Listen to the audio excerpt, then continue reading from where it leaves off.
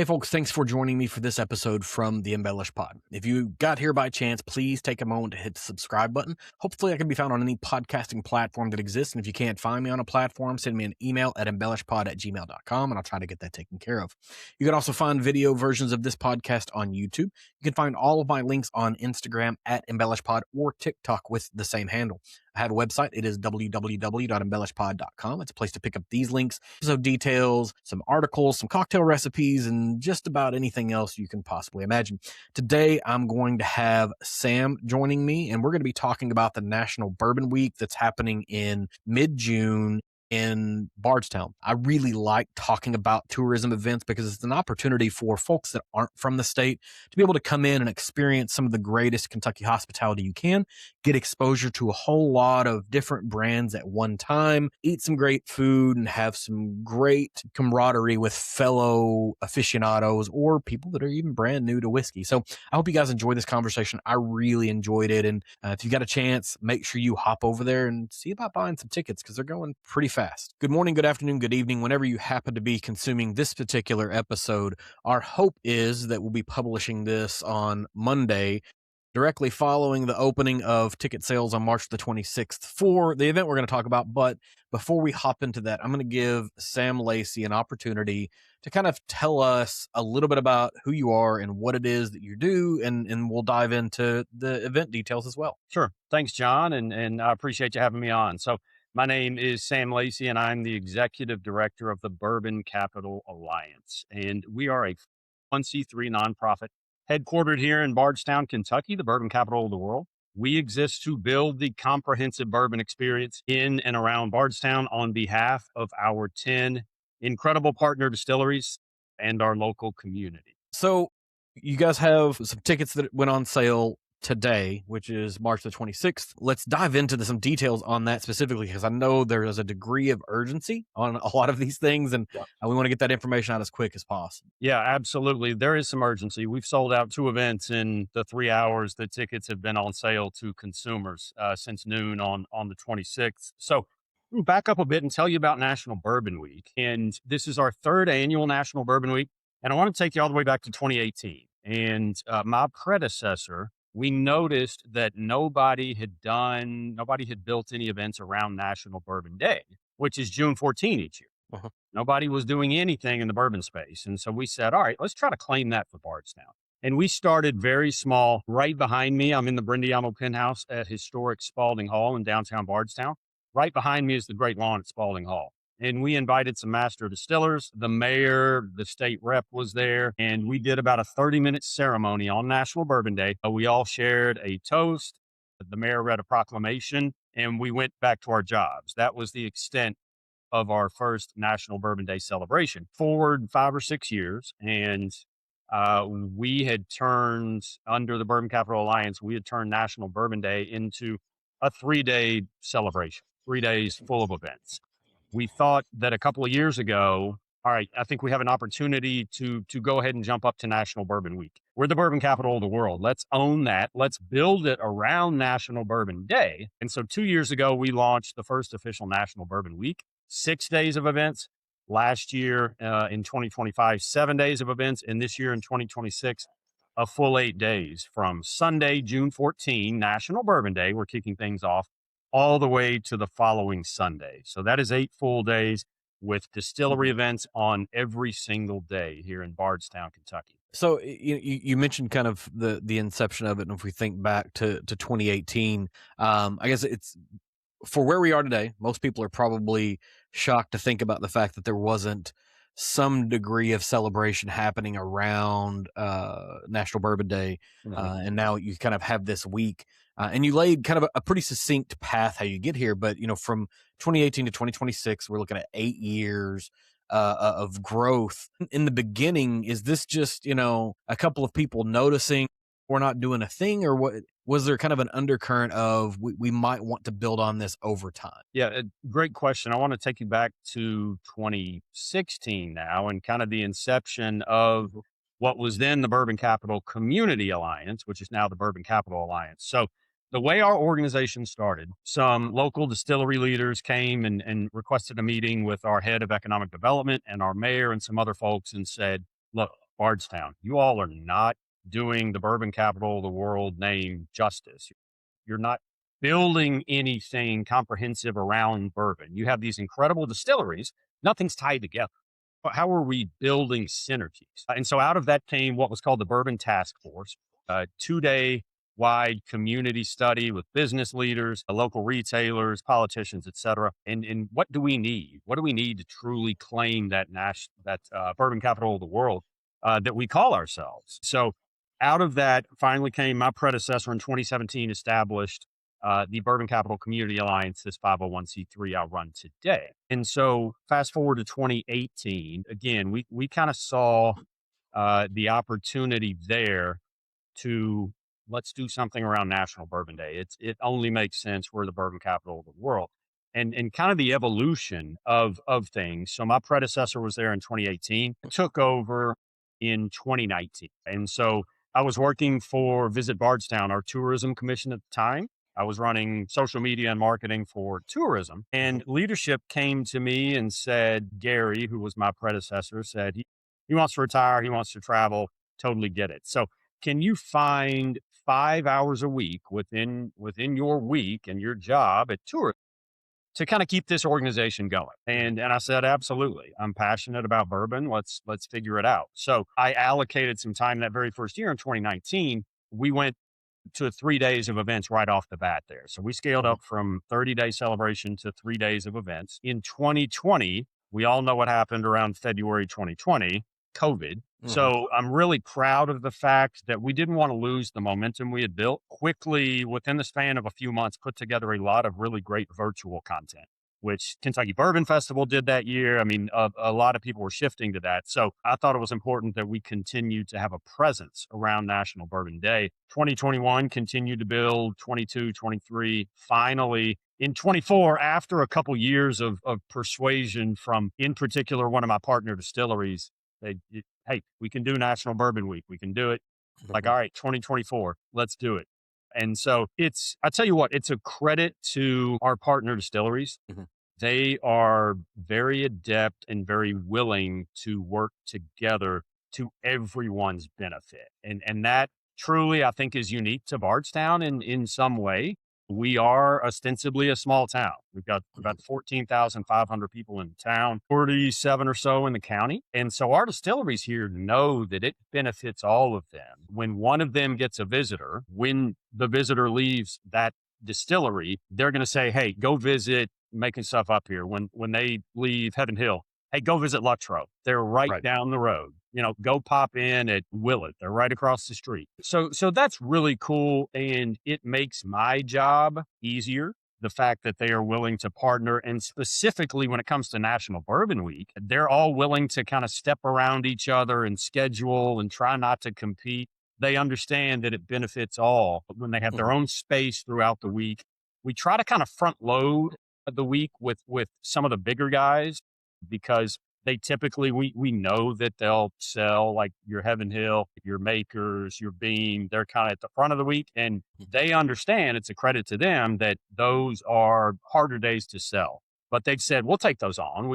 We feel like we know we can sell those, and let's give the prime days to the distiller that may need just a little bit of help getting some more folks in. So it's really a credit to them. And it's really cool for me and humbling for me what National Bourbon Week has turned into, this 8 full days of events that draws in people from all over the country. And I can say that because I attended every event last year, and I met them, and I met people from all over the country, and I asked them why they were here, and they said, we are here for National Bourbon Week. So it's been really cool. That's really impressive. And kind of at the beginning of the story, you say, in 2016, some industry people kind of reached out, and you may be, kind of slow playing that a little bit. I mean, you're talking about some names like Bill Samuels Jr. or David Mandel, people that are, people that at least listen or watch this particular podcast are very well aware of who they are, and they show up with kind of a big ask. Now, I'm gonna pivot just a little bit, because you mentioned that you got your start here. You're working for Visit Bardstown as a part of the tourism impact in that community, but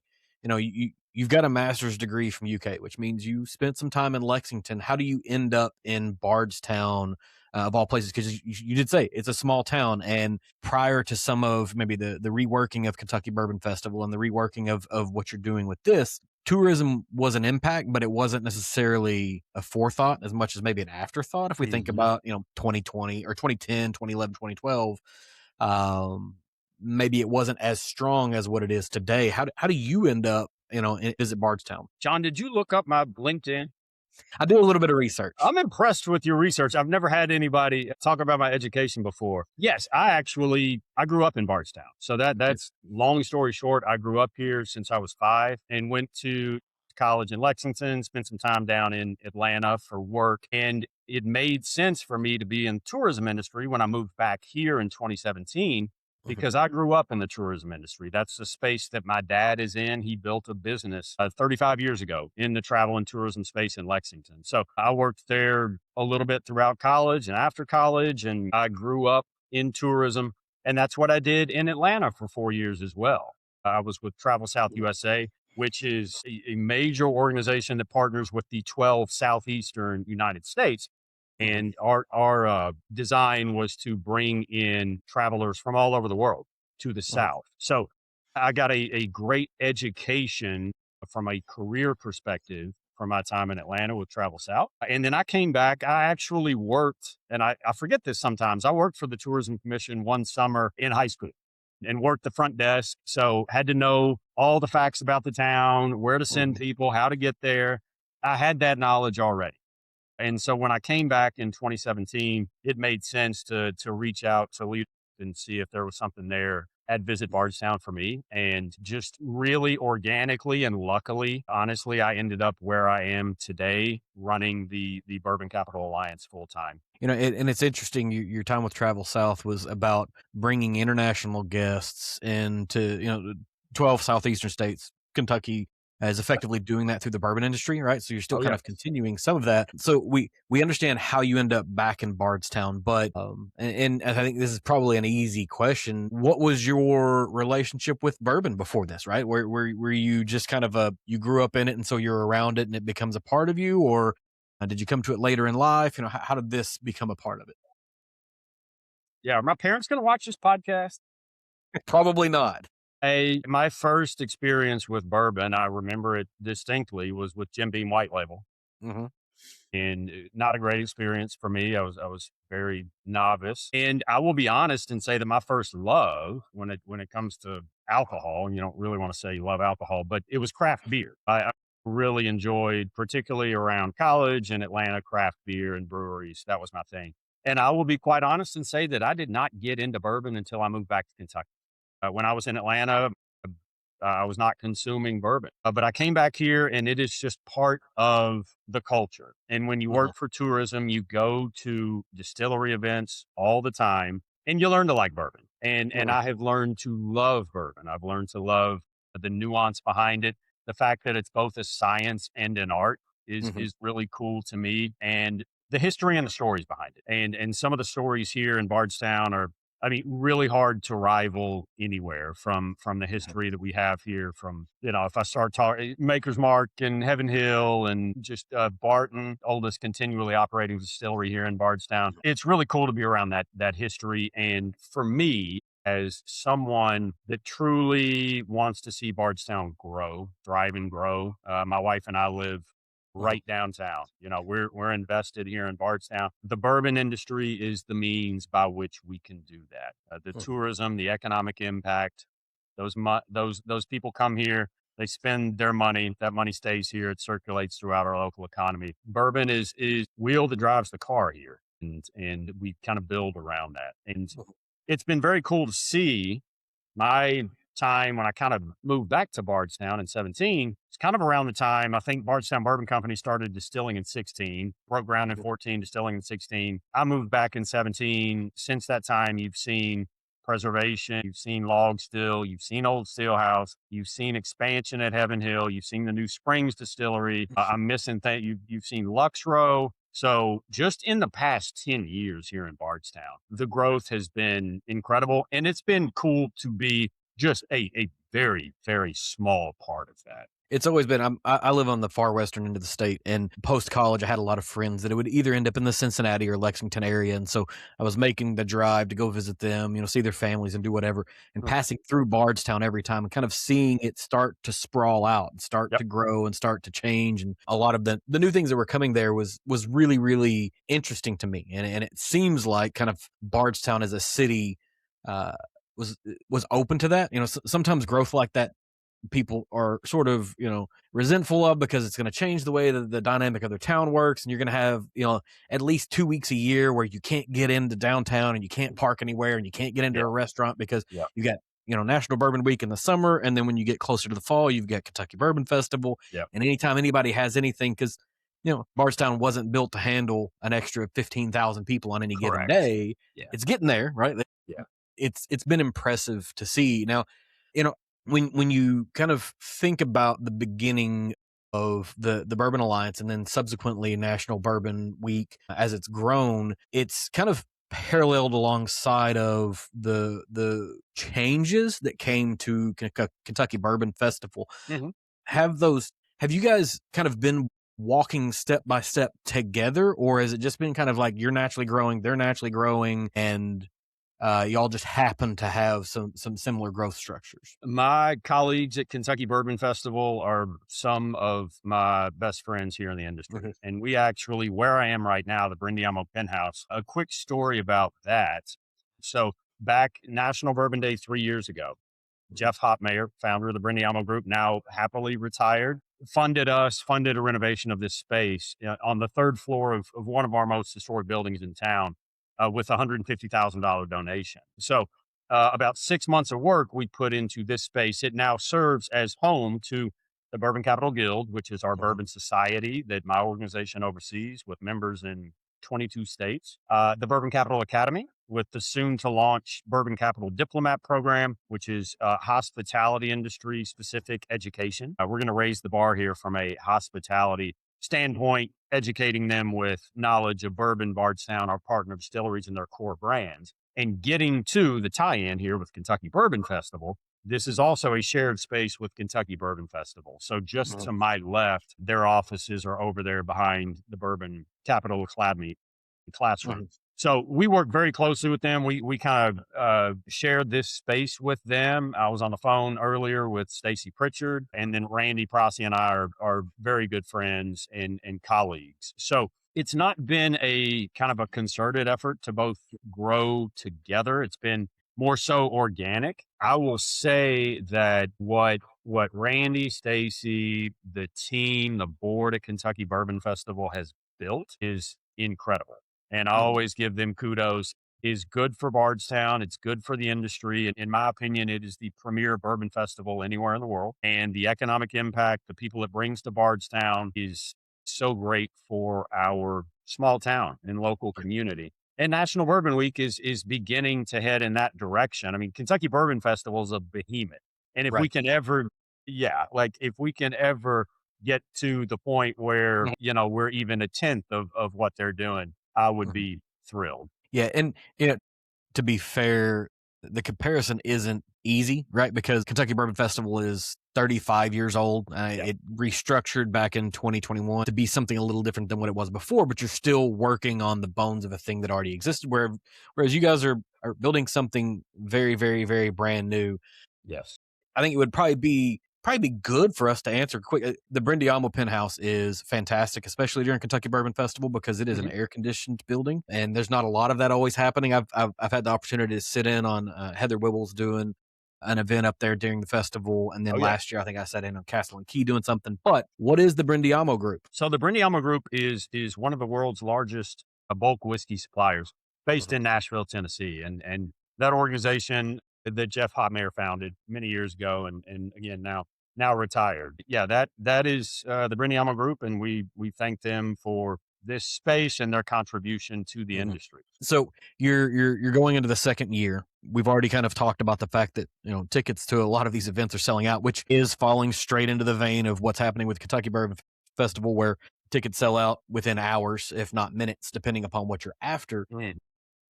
When you guys decided, let's go ahead and make this a full week, you're going into the second year, you're having quick sellouts. Is this growing faster than you anticipated, or did you have some sort of an inkling it was going to be like this? Going into third year. What if And yeah. Kind of had an inkling last year Mhm. when again I attended every event and just grabbed social media stuff and just wanted to talk to the attendees. And what I noticed from year one to year two is the transition from a somewhat local crowd, which Mhm. we our locals are invited and encouraged, Yep. to more of a yeah we're it's a group of me and 8 buddies. We're here from Atlanta. Mhm. It's a group of me and 6 buddies. We're here from Ohio. We're in from Washington State. I met a couple of incredible people that flew all the way in from Washington State, Denver, Minnesota. I just met people from all over the country, and so I had an inkling last year that we were gaining that momentum. I think that's a credit to, first of all, the distilleries being bought in and putting out some incredible events. That's part of it. The other thing we were able to do last year for the first time, as we're still a young organization, we were able to really up our marketing and PR efforts. Mhm. We were finally able, budget wise, to bring a PR firm on that pays huge dividends, and as well as our marketing partnership with Visit Bardstown really grew last year in a strategic manner. We established biweekly meetings and really said, all right, I'm going to conquer this. You all go and get that marketing outlet. So Visit Bardstown I credit them a lot as well. They are a key marketing partner for us. They have a larger reach than we do still as a small organization. And it's a mutually beneficial partnership around National Bourbon Week. The more people that we can get to Bardstown, the more events sell out, the Mhm. more my partner distilleries are happy, the more heads in beds, the more people eating in restaurants, which leads direct financial impact back to our tourism commission. So a lot of mutual beneficial synergies here that we look to leverage more year after year. I like the tourism jargon there, the heads and beds. It's been Yep. a while since I've heard one of those.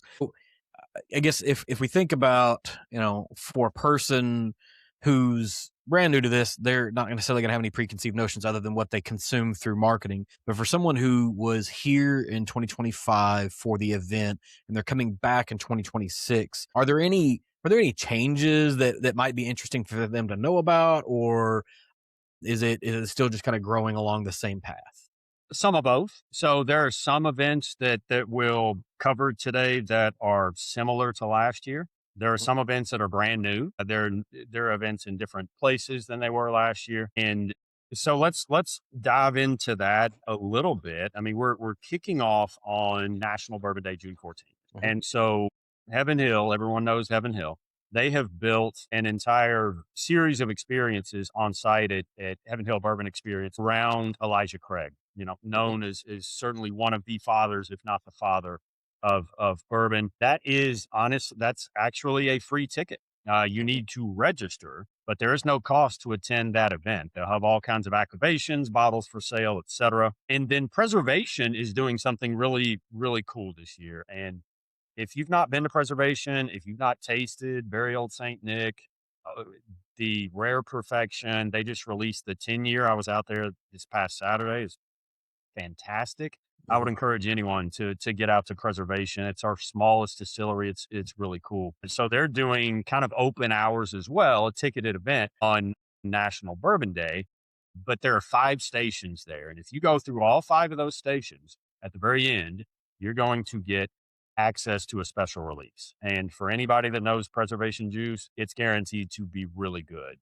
So I will tease, and Preservation's the only one I'm going to mention specifically because it's listed in the copy on the website. There is more than one distillery doing a special release this year, but Mhm. the only one I'm going to talk about right now is Preservation. Other people can kind of figure it out over the next few months. So one of the events that will be similar but not totally the same as last year is the Beam Backyard Luau. So that's held at the Beam family home in downtown Bardstown. That's an event that they used to do way back when. They brought that back last year, sold it out. Fred and Freddie were there. Just one of the coolest, most fun nights that you can have hanging out with them. I'm sure they will have some bottles there. Fantastic event there on Tuesday. So Log Still Distillery is doing a Proofed by the Spring. It's a brand new Mhm. experience. So Wally Dant, the founder and distiller out there, is going to lead that personally. It's very limited ticket count. And they've kind of built that around, let's go check out the limestone spring that feeds water for Log Still Distillery. And let's taste through some water. Let's taste through, obviously, some bourbons. Let's hang out with Wally. That's going to be a really, really cool, organic, brand new experience for anyone. If you've not been out to Log Still Distillery, it's one of the most beautiful campuses you can see anywhere. And they have lodging on site. They have the amp. The Ying Yang Twins will be there Saturday night. So we're lumping that in with National Bourbon Week events. So if you want to get your rap game on, the Ying Yang Twins and Mike Jones will be out there Saturday night. So that's that you talk about, difference from 25 to 26. That is something new. That'll be a lot of fun, honestly. My guys at Old Steelhouse. So the Old Steelhouse Distillery, they have purchased the former T.W. Samuels Distillery out in nearby Deatsville. And folks that know, bourbon, know the Samuels family. They know the famed Deatsville, kind of tiered rick houses. So they're out there. They're going to do a 2-hour experience based around finishing. And you're going to get a tour of the property. You're going to take a short class on wood finishing. And then you're going to get your very own Blueprint Series Batch 2 with 4 different choices of wood cubes to put in your bourbon and take that home with you and finish your bourbon to your desired taste profile, which I think is a really cool educational opportunity. We're really leaning into educational opportunities because we saw that was very successful last year. Do you want me to take a break or you want me to keep going? No, keep going. I love having tourism and marketing people on because one question is 7 minutes. It's great. Yeah, I'll go for a little while longer here. So we're only now to Wednesday of National Bourbon Week. We still have 5 days to go. So on Wednesday, one of our new partner distilleries for this year is Potter Jane Distilling Company in nearby Springfield, Kentucky. Denny and Jane and the team doing some really fun stuff out there. They came to the table in year 1 of their Bourbon Capital Alliance membership with some really cool stuff. So one of which is a blending class. So they are calling it the Big Vat Blending Class. If you go to nationalbourbonweek.com and look at the schedule and read the copy for that event, I will let you figure out what Big Vat means. But it's going to be very cool for consumers, very limited, only 12 tickets to that. That's actually the one on Wednesday is a second seating because the first one already sold out within a couple of hours. So they just added that seating on Wednesday at 3. That is at Potter Jane Distilling Company in Springfield. Maker's Mark is in again on Wednesday as well with Bill's Bourbon Soiree. So Bill Samuels Jr. will be on site hanging out with folks at the beautiful, stunning Maker's Mark Distillery campus. And Master Distiller Dr. Blake Layfield will be there as well. They'll be sharing some cocktails, some bites of food in the visitor center. That's going to be a really, really special evening at a beautiful distillery. And then Luxrow always kind of ends up on Wednesday evening of National Bourbon Week. This year, they're doing a front yard barbecue, 200 tickets. So big, mass event. There's going to be food. Luxrow has a custom, really big smoker. So they're going to be smoking meat out there. I think people are going to be allowed to do some things in the Stone House and the visitor center. Another stunning, beautiful campus there. Honestly, 5 minutes from downtown Bardstown, where Luxrow is, up on a hill. Really, really cool distillery. On Thursday, so there is typically a Claremont Supper Series, a Beam Supper Series that Thursday in National Bourbon Week. This year, it's something a little different. They're still going to do a dinner out at Beam. It is officially titled, though, a National Bourbon Week celebration at the kitchen table. So that will be an intimate affair at the kitchen table. They're a fantastic restaurant on site at the distillery and incredible cocktails, incredible food. If you want a good meal that Thursday night, I would highly encourage you to pop out to the James B. Beam Distilling Company. On Friday, the second annual Bourbon Capital Mashup. And what that is an event that my organization, the Bourbon Capital Alliance, began last year. And we saw the opportunity. We had never brought our partner distilleries, of which there are 10 this year, together under one roof. And so what we started last year and what we're building upon this year is at Bespoke and Bond, and a beautiful event space in downtown Bardstown. The second location of Neat Bourbon Bar is in the front of that building, and Bespoke and Bond, the event space, is in the rear. The Bourbon Capital Mashup is going to feature all 10 of our partner distilleries under one roof, pouring some of their best products.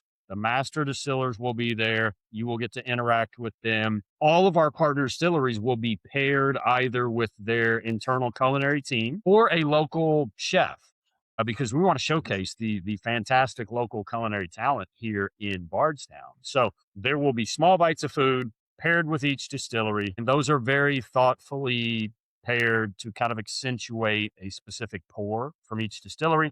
There's a mix of savory and sweet. There is no need to go to dinner beforehand, because that is your dinner for the night. That is your drink for the night. What we're doing this year, which I'm really excited that we could figure out with Owen Powell, who owns Neat Bourbon Bar. Owen is going to shut down Neat for that 3-hour event, and our VIP will have exclusive access to Neat Bourbon Bar throughout the night.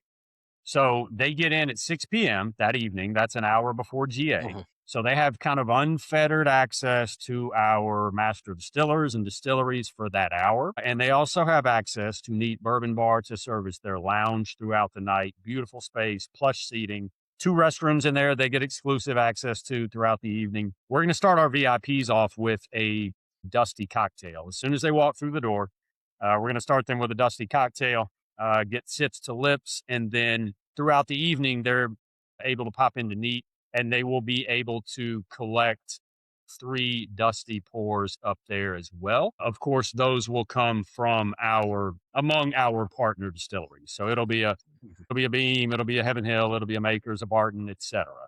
So everything that I do is focused on Bardstown. So that event is fantastic. $375 for a VIP ticket. Honestly, we feel like the value is there. It's Glenn for you to keep and take home, courtesy of Kentucky Bourbon Festival, sponsoring those. Thanks to Randy and the team. They're fantastic partners. And our GA tickets are $150. There are obviously more of those than the limited VIP. Those get in at 7 p.m. They get the same etched Glenn to keep and take home. And they get access to all the food and all the distilleries from 7 to 9. So it's a great event. We're really pleased with year one last year. We've figured out some ways to even build this year in our second year. So planning for that is well underway. All the benefits have been defined on nationalbourbonweek.com, and tickets are on sale, and they are going quickly. I mean, I could probably look at my phone right now and a few more will have popped up into my emails. I would encourage VIP is selling more quickly right now than GA. So certainly I would hop on. If you want a VIP ticket, I would hop on that very, very soon. Yeah. And you mentioned something on there, and I'm going to just kind of come over the back of the top of that. You said a dusty cocktail and a dusty pour. And what you mean specifically by that are vintage whiskeys. Yes. And I want to go back to that because most people that listen to this will know what that is.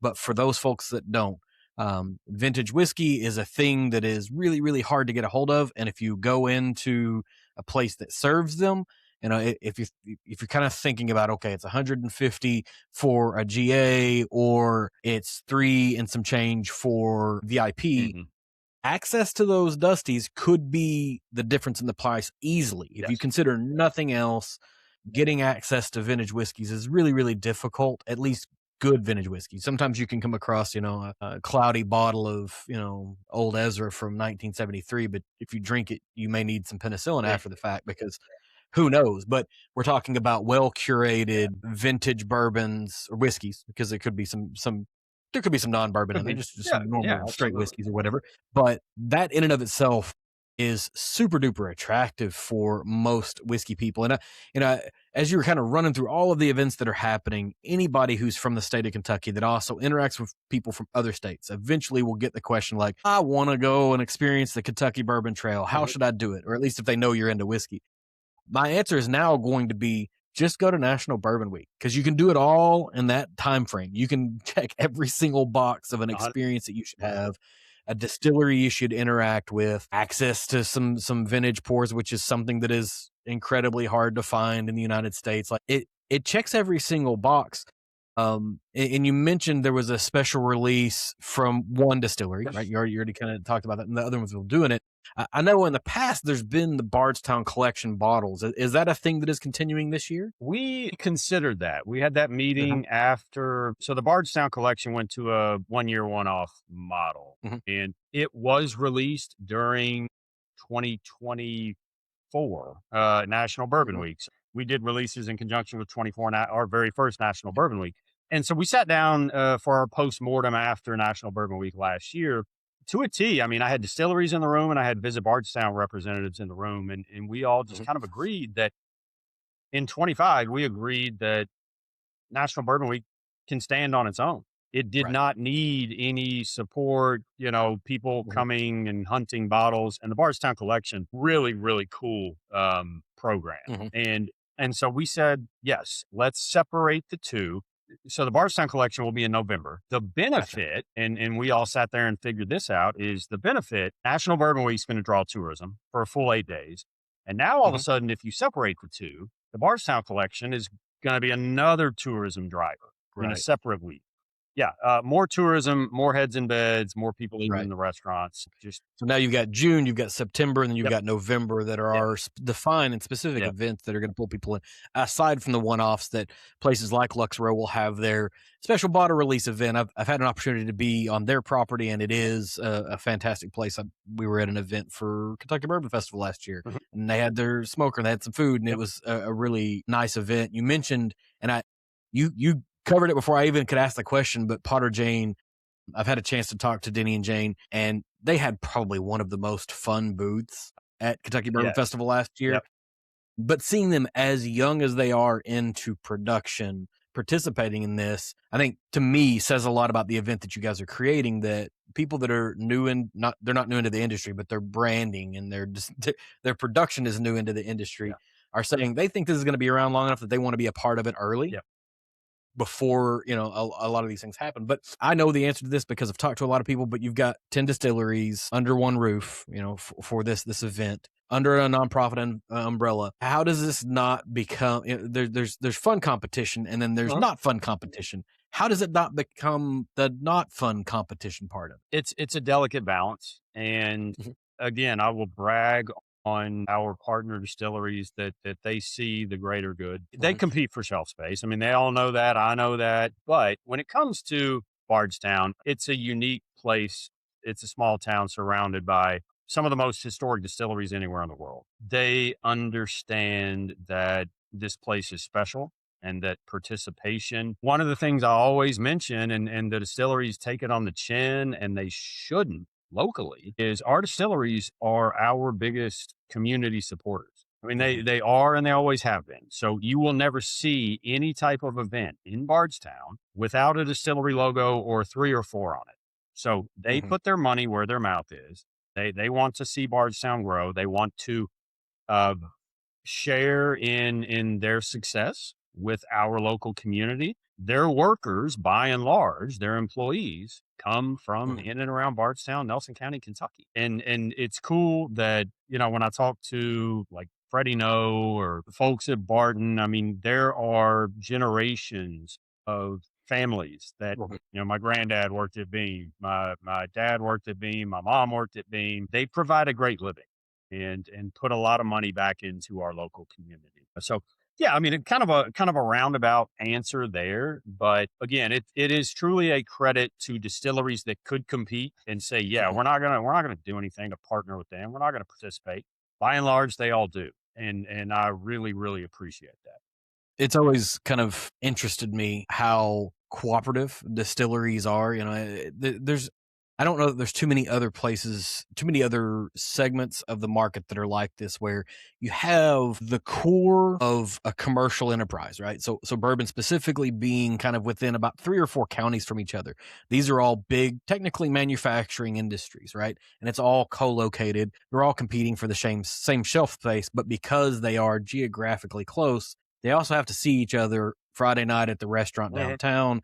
They have to, pass each other in the grocery store. And Mhm. so there's still a strong community aspect.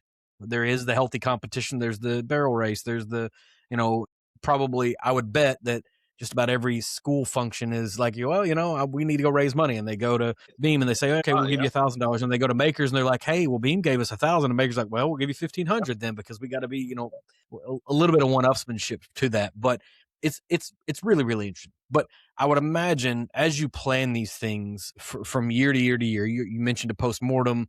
That's probably a little bit of the project management coming out of you there. Is there a formal structure on how decisions are made from one year to the next? Is it really just falling on one person's shoulders? Is there a community, a committee? How do you make your changes when you come out of a postmortem and you say, let's do this next? Yeah.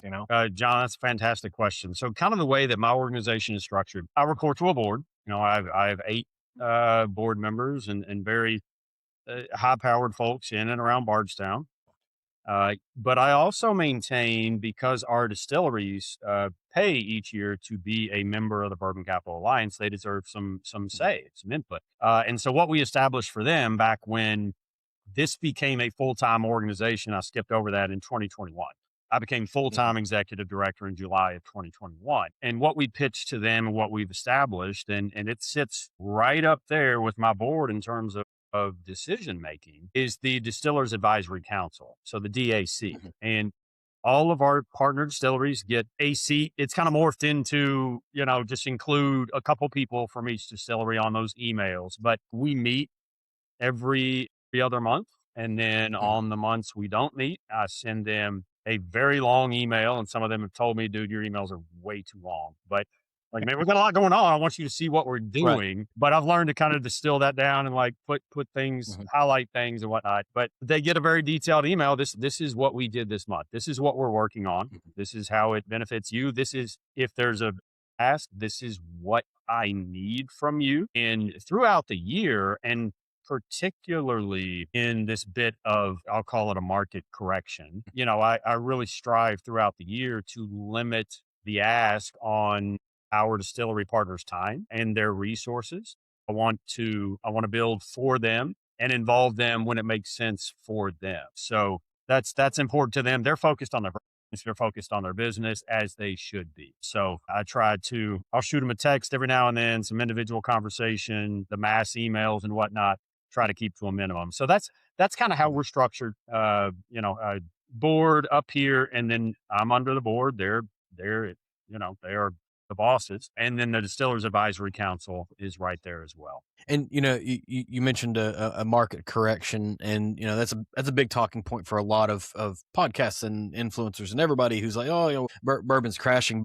One of the things that, and I want to pick your brain on this because I've heard this from other folks, is that the bourbon market is kind of one thing, but what you specifically do is really targeted around bourbon tourism. Yes.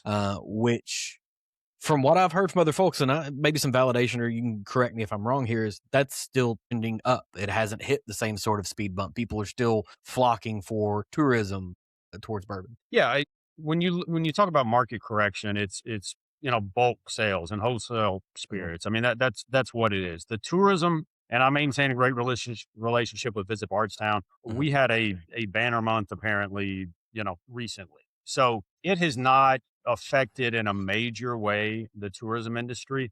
Those folks that want to experience bourbon are still going to come here to Bardstown and visit our distilleries. Right. That hasn't, and I do not believe, unless the economy just completely dissipates, and I don't anticipate that, I don't believe that will change. Tourism is strong. It's a credit to our distilleries for the experiences they've put together. I mean, when you look at the visitor experience component of a distillery, you look back, 20 years is a long time ago, but there was nothing 20 years ago. And now you've got restaurants on site. You've got vintage whiskey programs. You've got thieving from the barrel. You've got fill your own bottle. It's really been cool to see the evolution of a visitor experience. And there's always something new to do. So those folks that have been here to Bardstown, they've hit the distilleries maybe a couple of years ago. I've been there, done that. There's so much brand new for you to do. Come back. Yeah, it's been impressive to see, because I can't remember, it was maybe 2010 or 2011.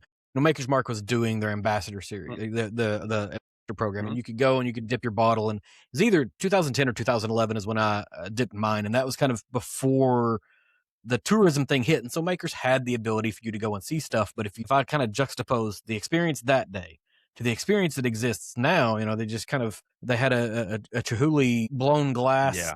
on site thing, Yep. which is just, it's really interesting to see. And I think, we can talk about, the market correction within the bulk sales or acquisition of new customers. Things like what you're doing and things like what Kentucky Bourbon Festival and other festivals are doing become actually, in my opinion, more important because it's getting access to consumers. When we're in a boom phase, access to consumers is really, really cheap and easy. When we're in maybe a retraction phase, it's a little harder to acquire folks. And so things like this are really good. And as a consumer, it gives me an opportunity to go out and try 17 different distilleries without buying 25 different bottles, and do it in a way where I'm also having great food and having great experiences. And there's likely going to be some sort of music playing around somewhere. Something's going to happen. Oh yeah. You already mentioned Mike Jones, and there's a portion of like 2001 college me that's like, oh hey, but then there's like the old ear version of me that's like, I don't know if my hearing can take that anymore at this point. Yeah, John, I'll be honest. I mean, I'm 39 years old and I grew up on the Ying Yang Twins and Mike Jones, Yep. so Yep. we have our 23rd annual Bourbon City Street Concert Saturday evening it's always during National Bourbon Week. That's downtown.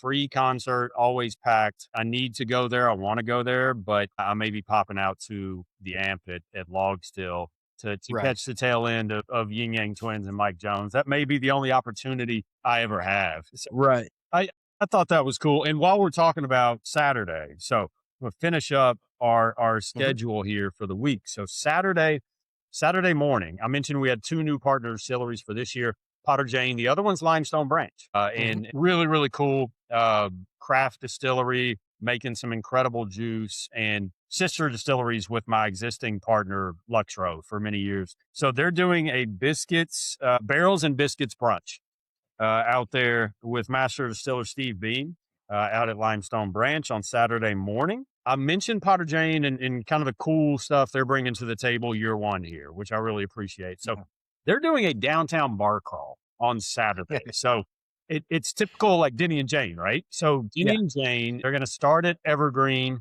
Saturday afternoon. You're going to taste Big Vat. And again, I'm teasing that. Go to the website to check that out. You're going to taste Big Vat Liar with Jane and Denny. And then they're going to take you to a couple of other their favorite downtown watering holes. It's going to be a really cool, really fun 2-hour experience, 20 or 25 tickets there. And I think as of last count, maybe less than half of those left. We may have to get them to try to expand that. And then finally, I mentioned the street concert.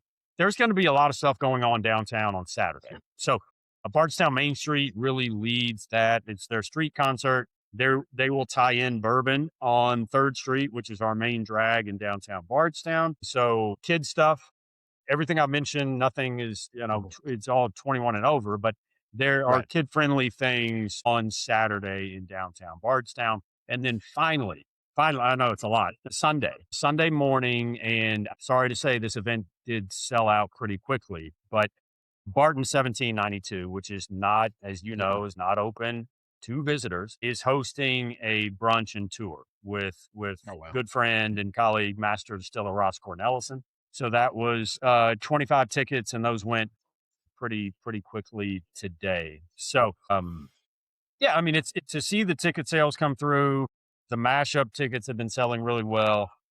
We have 2 events that are already sold out, and this is within 5 hours of opening to consumers at nationalbourbonweek.com. It shows, I think, the growth of National Bourbon Week and the increased, you learn things year after year, right? The increased strategy and, PR efforts and marketing efforts that we've been able to put in. And just honestly, the momentum that we built from last year. I had a lot of people that reached out to me throughout from June last year to now. When do tickets go on sale? What are the dates for next year? And that was something that had never occurred before. So I think we've got a lot of momentum. It shows in the distillery offerings. It shows in the people that have reached out that have already booked. And so I'm really looking forward to a fantastic June. And I'll make the point too that I mean, you mentioned kind of improvement structures, processes, et cetera. Mhm. One of the things that I kind of stole from Randy Cross and Kentucky Bourbon Festival is they kind of focus on three things each year following the festival. What do we want to improve? What are three things for next year we want Mhm. to do better at? And so I kind of took that, and one of the things for this year was let's get our marketing out much sooner than we have in the past. So Mhm. to that end, tickets. So to that end, we went on sale to consumers today, March 20th. Last year was May 1. So we're a Mhm. full 5 weeks ahead of where we were last year from ticket sales. And I've said this 8 times already, but it's a credit to our distilleries. When I went to them and said, I'm going to need y'all to figure out events in January and not April, Mhm. they said, all right, we're all in. We're all in. We see the vision. Let's do it. So that Yeah. they went to work beginning in 2026 and put together some incredible stuff for our guests. And it makes sense, at least from a consumer side perspective, if I think about it, right? Getting tickets out available in March, which means that the press push for it happens before March. It allows me to weave this in my normal vacation planning, Yeah. because you're talking, the second to third week, second full week of June. That's prime vacation time for a lot of folks. And if you wait until you may have lost a portion of your Mhm. audience because they're going to go to the beach, or they're going to go to Disney, or they're going to go to wherever else. Now I can say, hey, I need to plan this week, and then we'll do our family vacation some other week, because this is a fun event. This is a thing that I can do and still have a family vacation around it. So getting that out earlier, all of those of us that still have children that we have to plan things around, get real thankful for that. I will say, for anybody who is picking up a ticket for the bar crawl with Denny and Jane, make sure you drink a lot of water before you go, because Mhm. those folks know how to have a good time. Mhm. Mhm. And probably wear some comfortable shoes, because you don't know what you're going to get into, but it's going to be fun, and just say yes to everything. It's going to Yeah. be a great Apparently time. that's supposed to end at 5, but I have a feeling that that will not end at 5. Yeah. Right. That's when the official end Yeah. is. The unofficial end is when everybody gets too tired to continue, or some other reason. Um, Sam, I think we've covered a lot of stuff, and I do want to get some of the stuff cut up and put into promos before I actually publish the episode, so that way folks have an opportunity to know, you get your tickets while you can. We'll have to put some time on after the event is over to talk about the success of it, and then maybe talk about the guild and like the whole thing, get into that a little more deeply. But we're right at the edge of time, and Sam, thank you so much for taking some time out of your day. I know this is the hectic time for you, and so there's probably other things that you need to be doing, and so I'll let you get back to the good work, and we'll see what we can do about getting some folks informed. John, thank you so much. I appreciate it. This was fun. Yeah. Thanks for tuning in to this episode of the Embellish Pod. If you enjoyed this, please leave me a review on whatever platform you're consuming this on. Leave a comment if at all possible. Hit me up on social media on TikTok or Instagram using EmbellishPod, and you can give me a follow so you can keep up with what's going on here. I can also be found at www.embellishpod.com with all of my links, accounts, contact details, and more. Thanks for stopping by.